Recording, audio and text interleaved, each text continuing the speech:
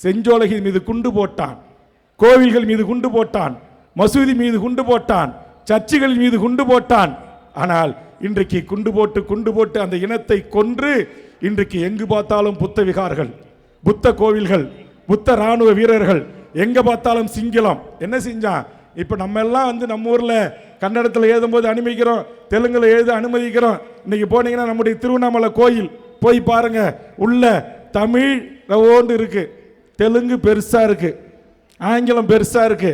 இன்னும் கொஞ்சம் நாள் போச்சுன்னா அந்த தமிழ் அங்கிருந்து தூக்கப்படும், கன்னடம் வரும், நாளைக்கு மலையாளி சாமி கும்பிட வருவான், மலையாளம் எழுதப்படும், சொந்த உன் தாய்மொழி அந்த கோவிலிருந்து அகற்றப்படும். இதுதான் இன்றைய தமிழ்நாட்டின் நிலைமை.